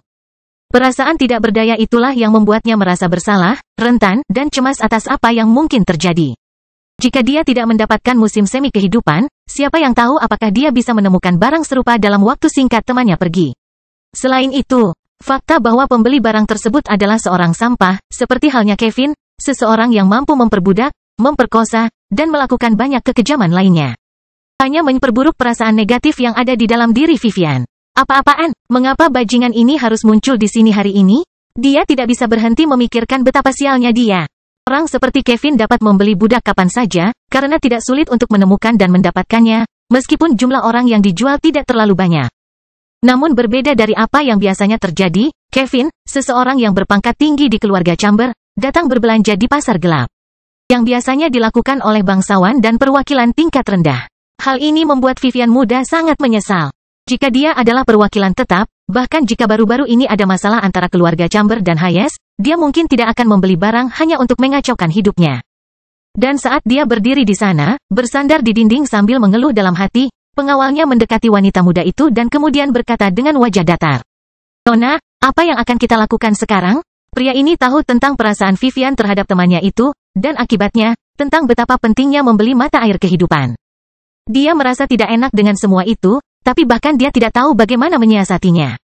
Sulit bagi mereka untuk bertindak melawan Kevin, karena kekuatan kedua belah pihak setara.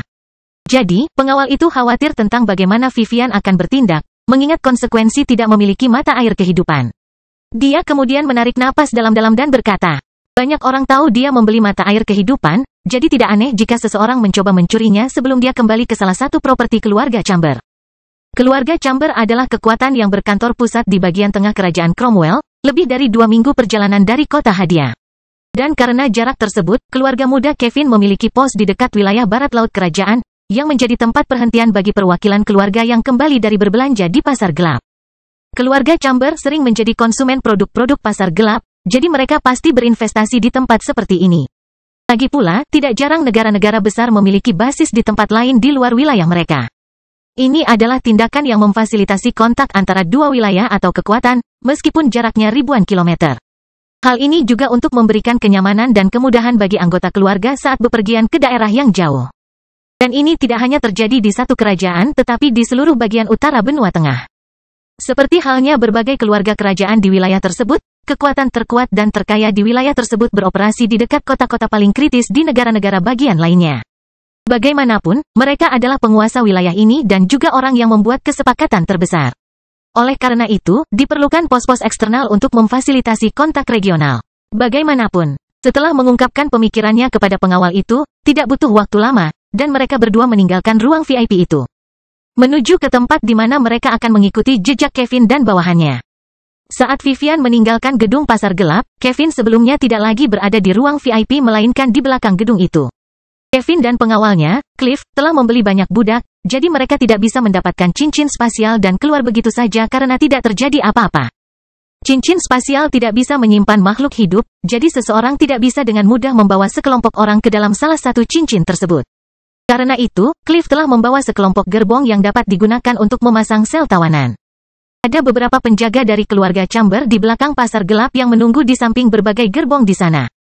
Juga, banyak orang lainnya, yang berasal dari kekuatan lain di kerajaan Cromwell, berada di sana saat mereka menunggu giliran untuk mengambil budak mereka masing-masing. Kevin bukan satu-satunya yang mampu membeli kafling tersebut. Faktanya, dia hanya membeli 2 lot dengan budak bertalenta biru dan 1 dengan tawanan bertalenta hitam. Dengan itu, sebagian besar dari ratusan tawanan yang dijual malam ini akan dikirim ke keluarga lain di dunia ini. Saat itu, Kevin sedang berdiri di samping gerbong sebelumnya, sambil memegang botol kaca bening yang di dalamnya terdapat cairan berwarna hijau cerah. Ini adalah musim semi kehidupan yang baru saja dia terima. Ah, ini cukup mahal ya? Tapi ini bukan hanya cara yang bagus untuk mengacaukan rencana Jalang Hayes itu. Tapi aku juga masih bisa mendapatkan bantuan dari tetua yang akan menggunakan ini. Dia berpikir dalam hati sebagai dia membuat prediksinya sendiri tentang apa yang akan terjadi ketika dia kembali ke markas keluarga. Dengan musim semi kehidupan, dia pasti akan mendapatkan banyak poin dari orang yang menggunakannya, serta dipandang lebih baik oleh para tetua keluarga Chamber lainnya. Ini adalah hal yang sangat menguntungkan bagi Kevin yang belum memiliki posisi sebagai penerus kepala keluarga Chamber. Selain kekuasaan, seseorang perlu mendapat dukungan dari orang yang lebih tua untuk bisa menduduki jabatan tersebut. Bagaimanapun, kekuatan individu saja tidak cukup untuk mencapai puncak. Cepat atau lambat, setiap makhluk hidup akan mati. Namun prestasi dan perbuatan kolektif masih tertinggal dan bahkan bisa mengungkap kepada generasi mendatang bahwa suatu saat ada individu yang melakukan ini dan itu. Namun hal itu hanya akan terjadi jika kekuatan di belakang individu tersebut konsisten. Jika tidak, bahkan jika seseorang mencapai level 100, ketika dia meninggal, kekuatan itu bisa melemah dan bahkan hilang dari sejarah, mengubur keberadaan individu tersebut di masa lalu.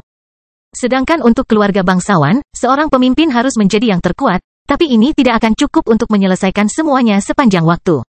Musuh terburuk bukanlah dari luar, melainkan dari dalam.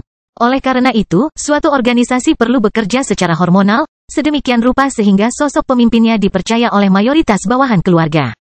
Hanya dengan cara itulah sebuah organisasi dapat berkembang dan bahkan mungkin dikenang oleh generasi mendatang. Akhirnya waktu berlalu, dan tak lama kemudian beberapa gerbong yang ada di sana mulai berangkat sambil menarik sel logam besar yang berisi banyak tawanan.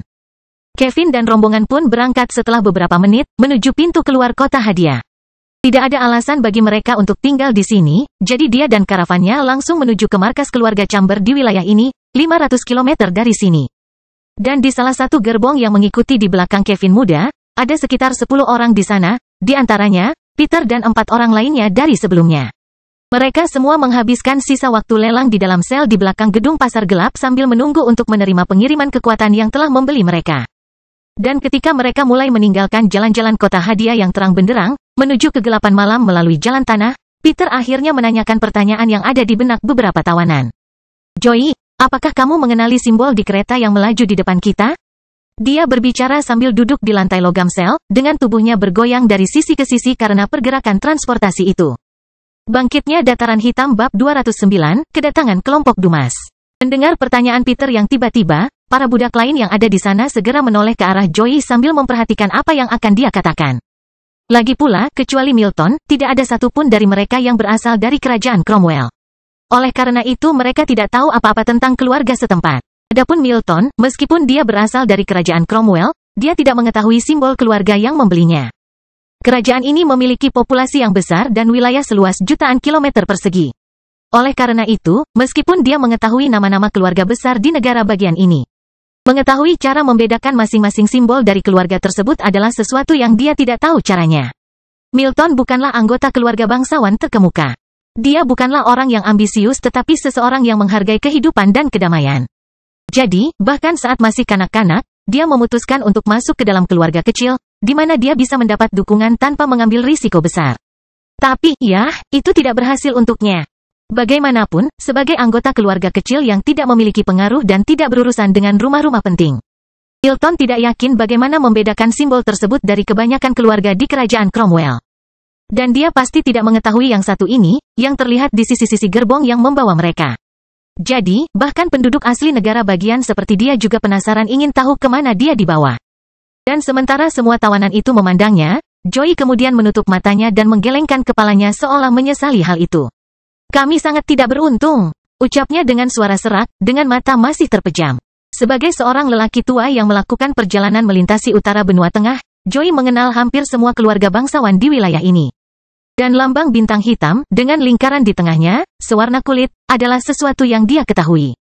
Dan mengetahui merek ini, Joey sama sekali tidak senang. Faktanya, dia meratapi nasib kejam yang menimpa mereka. Orang tua ini mengenal keluarga Chamber. Ini adalah sebuah keluarga tanpa prinsip moral apapun, yang telah mengadopsi praktik perbudakan selama ribuan tahun, menggunakan ribuan tawanan sebagai pengorbanan demi keberhasilannya. Mereka menggunakan tawanan paling berbakat untuk bereproduksi, menggunakan teknik budidaya ganda untuk meningkatkan kekuatan pribadi anggotanya. Dan kemudian membunuh korbannya ketika mereka tidak lagi berguna.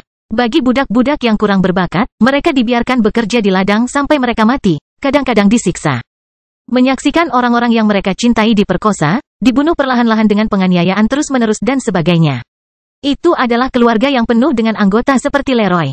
Banyak di antara mereka yang sombong, memandang dirinya sebagai yang terbaik, dan selalu bertindak liar terhadap pihak yang lebih lemah. Namun di sisi lain, ketika harus menghadapi orang-orang berkuasa, mereka menggunakan cara-cara yang tercela, seperti manipulasi yang dilakukan Leroy pada Davy, pemerasan, penggunaan pembunuh, dan lain-lain. Dan mengetahui semua ini, Joey merasa kasihan pada mereka semua. Jika mereka pergi ke keluarga bangsawan lain di kerajaan Cromwell, masih ada harapan bahwa mereka bisa keluar dari kenyataan ini. Namun dalam keluarga Chamber, memikirkan kebebasan hanyalah khayalan belaka. Dia kemudian berkata dengan suara pelan sehingga hanya tawanan di sel itu yang bisa mendengarnya. Ini adalah simbol dari keluarga Chamber. Mendengar itu, separuh orang di sana tidak tahu apa maksudnya, karena mereka tidak mengerti betapa buruknya pergi ke keluarga ini. Namun, separuh lainnya benar-benar frustrasi mendengar hal ini, dan banyak dari mereka menjadi pucat karena ketakutan. Milton adalah salah satunya. Dia mungkin tidak tahu simbol keluarga itu, tapi dia tahu ketenaran Chamber. Di kerajaan Cromwell, beberapa keluarga memiliki ketenaran di kalangan masyarakat biasa. Misalnya, keluarga kerajaan dikatakan sebagai salah satu dari 3 keluarga terkuat di utara benua tengah, bahkan mungkin yang terkuat. Keluarga Hayes dikatakan sebagai adil kerajaan. Mereka dikenal karena tindakan mereka yang tidak mementingkan diri sendiri dan heroik. Tapi bagi para Chamber, mereka benar-benar iblis. Dikatakan bahwa jika Anda kurang beruntung bertemu seseorang dari keluarga ini, hal terbaik yang harus dilakukan adalah mencoba untuk tidak menarik perhatian, tidak menatap matanya, tidak berbicara. Bertindak secara bawahan. Jika tidak, lautan kesialan bisa saja sangat dekat dengan Anda. Sialan, apa pasti mereka? Milton berkomentar, sedikit kesal. Peter kemudian menundukkan kepalanya sambil merenung. Mengingat kepribadian yang dimiliki Leroy, keluarga ini pasti rumit. Dan melihat reaksi kedua teman seperjalanannya, Barbara yang tidak tahu apa-apa tentang keluarga Chamber, lalu bertanya pada Joey. Apakah seburuk itu? Itu tidak baik bagi kita. Jika kamu percaya pada keberadaan yang lebih besar, berdoalah agar sesuatu terjadi sebelum kita mencapai markas besar keluarga Chamber. Setelah itu, kita sudah berada di neraka. Saat gerbong rombongan Kevin sedang menuju markas keluarga Chamber di wilayah tersebut, beberapa rombongan sedang meninggalkan kota hadiah sambil mengejar mereka dari jarak tertentu. Setidaknya ada 4 kelompok berbeda yang melakukan hal tersebut, sedangkan Vivian dan pengawalnya adalah salah satunya. Seperti yang diperkirakan olehnya, beberapa perwakilan keluarga bangsawan kerajaan lainnya tidak bisa mengabaikan nilai barang yang dibawa Kevin dan sudah mengejarnya. Dan bahkan jika mereka tidak bertindak sejauh ini, kelompok Kevin masih berjarak beberapa hari dari markas keluarga Chamber, di mana hampir mustahil bagi orang-orang ini untuk bertindak. Untuk saat ini, mereka hanya mengikuti jejak Kevin untuk mengamankan lokasi mata air kehidupan sambil menunggu saat yang tepat untuk bertindak. Bagaimanapun juga, kebanyakan dari mereka lebih lemah dari kelompok Kevin atau berada dalam rentang kekuatan umum yang sama. Jadi dengan begitu, meski mereka menyerang sekarang, itu mungkin tidak akan menghasilkan akhir yang baik bagi mereka. Ngomong-ngomong, pengawal Vivian kemudian berkata di saat yang sama bahwa wajahnya terlihat serius. Nona, jika kita ingin bertindak, itu harus terjadi sebelum anak laki-laki itu tiba di markas keluarga Chamber di wilayah ini. Seorang raja spiritual menjaga tempat itu, jadi aku khawatir mustahil bagi kita untuk membalikkan masalah ini jika kita memakan waktu terlalu lama. Aku tahu. Di saat yang sama terjadi pengejaran, beberapa puluh kilometer dari tempat Kevin melaju, ada rombongan 3 gerbong yang berlari menuju kota hadiah. Makhluk spiritual yang terlihat seperti kuda menarik masing-masing gerbong tersebut, sementara beberapa pria melakukan perjalanan dengan ekspresi lelah di wajah mereka. Ada 16 orang dalam kelompok itu, semuanya adalah jenderal spiritual.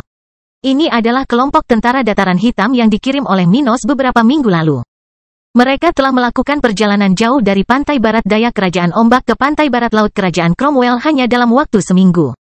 Sejak kelompok Dumas menginterogasi bandit akar yang telah mereka culik dari kota tanpa nama, mereka segera lari ke tempat yang akan mereka datangi. Segera setelah mengirimkan keempat tentara yang telah kembali ke kota kering untuk melapor. Temuan kelompok tersebut, adapun akar, karena dia bukan musuh dataran hitam. Dia juga tidak mengetahui asal-usul kelompok Dumas, dan karena dia bahkan membantu mereka dalam misi ini, dia telah dibebaskan setelah beberapa hari perjalanan. Dumas telah membuat pria ini tidak sadarkan diri selama beberapa hari, meninggalkannya di sebuah kota dekat Kerajaan Cromwell, di pantai, dekat perbatasan dengan dataran hitam. Setelah itu, mereka segera melanjutkan perjalanan, akhirnya sampai di kota hadiah malam ini, di tempat di mana pasar gelap Kerajaan Cromwell berada. Sudah lebih dari 1 bulan sejak Peter diculik. Jadi, saat ini, para sersan yang tergabung dalam kelompok investigasi ini yakin bahwa kini pemuda itu akan dijual kepada keluarga bangsawan di wilayah tersebut. Meskipun binatang spiritual terestrial lebih cepat daripada kapal, yang tidak menggunakan kekuatan binatang untuk bergerak. Para bajak laut dari kelompok Del mempunyai keuntungan waktu di pihak mereka. Karena itu, kelompok Dumas akan kesulitan mencegah Peter jatuh ke tangan pasar gelap. Dengan begitu, mereka tidak punya harapan untuk menemukan Peter di sekitar sini. Tugas mereka adalah menyelidiki apa yang terjadi sehingga ketika Minos mengirimkan bala bantuan, mereka dapat bertindak tegas, tanpa penundaan. Dan setelah beberapa saat, rombongan gerbong tersebut akhirnya sampai di dekat kota hadiah, dari titik di mana mereka semua bisa melihat lampu-lampu di tempat itu secara bertahap menerangi tanah gelap tempat mereka datang. Rombongan kemudian berhenti di tengah kegelapan malam di pinggiran kota, di mana terdapat vegetasi yang tidak begitu lebat sehingga menghalangi pandangan mereka terhadap kota tetapi cukup bagi seseorang untuk bersembunyi di tempat orang yang lewat. Kelompok tersebut kemudian berkumpul di sekitar Dumas ketika dia akhirnya mulai memberikan perintahnya. Kita akan dibagi menjadi 4 kelompok untuk memasuki kota, jadi kita tidak menarik perhatian. Mari kita cari tahu apa yang terjadi pada Sersan Peter. Bangkitnya Dataran Hitam bab 210, kedatangan grup Minos. Setelah Sersan Dumas memberikan perintahnya, rombongan yang terdiri dari 16 orang itu segera terpecah menjadi 4, bersiap berangkat tersendiri ke kota hadiah. Tak satu pun dari mereka mengenakan seragam khas tentara Dataran Hitam. Tetap saja, jika mereka berjalan ke kota bersama-sama, mereka bisa saja menarik perhatian yang tidak perlu. Betapapun anehnya sekelompok 16 orang datang dan pergi dari kota, para prajurit ini sama sekali bukan orang biasa. Masing-masing dari mereka adalah seseorang yang telah mencapai tahap budidaya kelima, dan meskipun mereka belum bisa dianggap ahli di bidang ini, mereka sudah setengah jalan menuju tahap tersebut. Jenderal spiritual biasanya adalah anggota salah satu dari banyak organisasi yang ada di wilayah tersebut. Tidaklah lazim bagi orang-orang di atas level 40 untuk tidak bekerja pada kekuatan apapun. Lagi pula, dengan kekuatan ini, sudah banyak layanan untuk orang-orang seperti itu. Meskipun banyak individu dalam rentang budidaya ini bukan anggota keluarga bangsawan besar. Mereka biasanya merupakan anggota keluarga yang lebih rendah, serikat tentara bayaran, alkemis, organisasi master arai, dan sebagainya. Ada banyak jenis organisasi di dunia spiritual. Keluarga bangsawan hanyalah keluarga yang, selain memiliki aktivitas penting, seperti berdagang untuk keluarga Nash, mereka juga memiliki kekuatan yang besar. Karena itu, keluarga bangsawan biasanya merupakan pihak yang paling relevan. Namun ada banyak organisasi lain yang dapat mempengaruhi kehidupan sehari-hari jika mereka ingin melakukan hal tersebut. Dan justru karena banyaknya kekuatan yang ada, kebanyakan orang di atas level 40 sudah terlibat dengan salah satu kekuatan tersebut. Dan itu masuk akal. Semakin dekat seseorang ke tahap raja spiritual, semakin sulit untuk maju dalam budidaya dengan kristal tingkat rendah. Oleh karena itu, para pembudidaya memerlukan dukungan, menjamin pasokan kristal yang baik, atau lebih baik lagi, memastikan mereka memiliki peluang untuk mendapatkan cukup kristal. Dan hanya dengan menjadi anggota salah satu organisasi inilah seseorang dapat melakukan hal itu. Akibat dari semua ini, jika 16 tentara dari pasukan Minos memasuki hadiah bersama-sama. Sebagai orang di atas level 40, mereka berisiko menarik perhatian yang tidak diinginkan dan mungkin menimbulkan masalah yang akan menghambat operasi mereka di kota ini. Bagaimanapun, tidak butuh waktu lama, dan semua orang meninggalkan tempat itu, memasuki kota melalui 2 pintu masuk berbeda di sana. Saat ini masih malam, namun rombongan belum bisa meninggalkan penyelidikan untuk nanti. Nyawa Peter terancam, dan semakin lama waktu yang dibutuhkan, semakin kecil kemungkinan pemuda itu kembali ke Dataran Hitam. 2 hari berlalu dengan cepat, dan dalam periode ini, banyak hal telah terjadi di kota Hadiah di wilayah barat laut Kerajaan Cromwell. Dalam beberapa hari terakhir, Kevin muda masih belum sampai di markas keluarga Chamber, beberapa ratus kilometer dari Hadiah. Namun masalahnya bukanlah jarak atau potensi makhluk spiritual yang mendorong kereta kelompok Kevin. Tidak, masalahnya adalah mereka terus-menerus harus bertarung melawan berbagai kelompok kultivator. Awalnya, 4 kelompok mengejar Kevin. Tetapi 6 kelompok berbeda lainnya bergabung dalam pengejaran hanya dalam waktu sehari.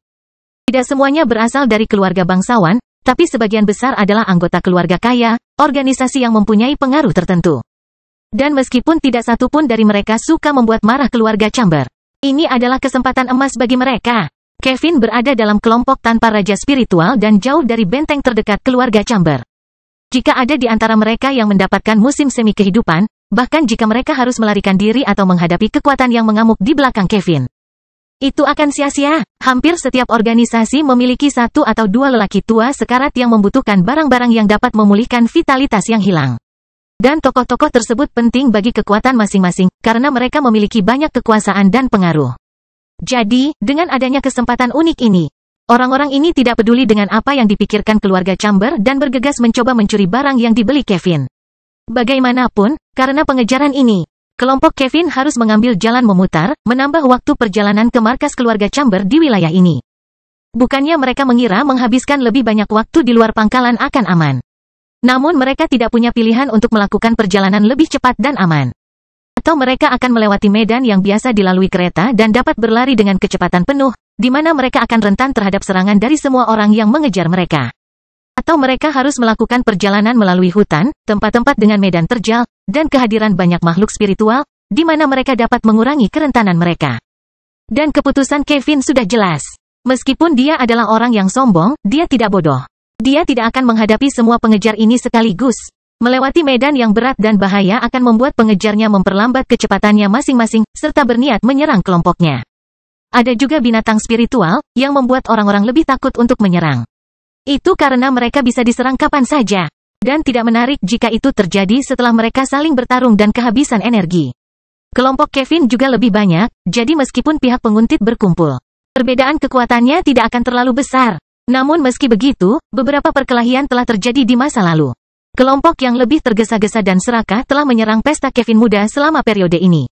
Dan seperti yang diharapkan, Kevin dan anak buahnya menang. Bagaimanapun, ketika kelompok Kevin dikejar melalui wilayah barat laut Kerajaan Cromwell, di kota Hadiah, tentara-tentara dataran hitam telah memulai penyelidikan mereka. Mereka hampir mengetahui apa yang terjadi pada Peter. Saat ini, di sebuah restoran populer di kota Hadiah, 4 pria sedang duduk mengelilingi meja. Pada saat yang sama, beberapa gelas transparan terlihat di atas meja itu, dengan cairan emas di dalamnya. Gelas tersebut memiliki tetesan air di permukaan luarnya, seolah-olah sedang berkeringat, membuatnya terlihat menarik bagi siapapun yang melihatnya. Di tempat itu juga terdapat sekeranjang jajanan yang sepertinya merupakan jajanan gorengan yang sesekali dipungut oleh para lelaki itu dengan tusuk gigi. Bagaimanapun, keempatnya tampak sangat umum di tengah-tengah tempat itu. Masih banyak orang lain di mejanya masing-masing, dengan gembira makan dan minum sambil berbicara dengan suara keras. Pada saat itu, kelompok yang tampaknya benar-benar bercampur dengan tempat itu tiba-tiba mulai berbicara dengan suara pelan. Dari waktu ke waktu, mereka mengganti topik pembicaraan dan membicarakan hal-hal sehari-hari, seperti pelanggan lainnya di tempat itu. Kemudian salah satu dari mereka, seorang lelaki botak yang kuat, berkata, "Kepala Dumas, saya mengetahui bahwa ada pelelangan budak di kota ini beberapa hari yang lalu, dan sekitar 15 orang dengan talenta hitam dijual pada kesempatan itu." Aku juga mendengar hal yang sama. Aku yakin Sersan Peter dijual bersama kelompok ini. Sepertinya 3 kekuatan berbeda membeli 15 orang ini. Prajurit lain menambahkan pidato yang sebelumnya. Dumas lalu memasukkan camilan ke dalam mulutnya dan setelah beberapa saat berkata, "Yah, mari kita coba menyuap seseorang dari pasar gelap untuk mencari tahu ke keluarga mana Peter dijual. Pasti ada beberapa orang dari tempat itu yang bersedia berbicara." Oke. Setelah itu, mereka berbicara lebih lama hingga prajurit terakhir yang belum melapor kembali ke Dumas berkata, "Pak, kelompok saya sudah mengetahui siapa yang bertanggung jawab atas penculikan Sersan Peter." "Oh, kemana mereka pergi?" "Mereka ada di sini, di kota Hadiah. Sepertinya ada suatu tempat beberapa kilometer dari pelabuhan kota, yang terkenal di kalangan para bajak laut yang datang ke kota ini." Dan ketika keempat prajurit itu sedang membicarakan penemuan mereka dan merencanakan apa yang harus dilakukan selanjutnya, beberapa puluh kilometer dari Hadiah, Sekelompok 9 gerbong dengan cepat mendekati tempat itu. Dari rombongan gerbong itu, beberapa binatang yang sangat mirip kuda menarik alat angkut tersebut, meninggalkan jejak debu kemanapun mereka lewat. Ada lebih dari 40 orang dalam kelompok itu, dengan yang terlemah di level 42 dan yang terkuat di level 48. Kelompok ini meninggalkan kota kering beberapa hari yang lalu, melakukan perjalanan untuk mendapatkan kembali kebebasan Peter Muda. Selama periode ini, ketika Minos dan rombongannya sedang melakukan perjalanan, mereka melewati kota perairan tanpa henti, berlari sejauh mungkin menuju pantai barat laut kerajaan Cromwell. Mereka bahkan telah melewati lahan pertanian, namun Stuart Muda tidak punya cara untuk tinggal dan melihat tempat ini, yang tidak diragukan lagi merupakan salah satu saingan dataran hitam. Tentu saja, lahan pertanian tidak menghasilkan barang dengan konsentrasi spiritual yang tinggi, seperti halnya wilayah pertanian lainnya di utara benua tengah, kecuali dataran hitam. Tapi mengingat perputaran tempat ini pantas dianggap sebagai saingan wilayah Mino, setidaknya untuk saat ini. Bagaimanapun, rombongan Minos tidak tinggal di tempat itu lebih lama dari yang seharusnya dan segera melanjutkan perjalanan mereka ke kota hadiah, di mana mereka akan tiba pada saat yang tepat.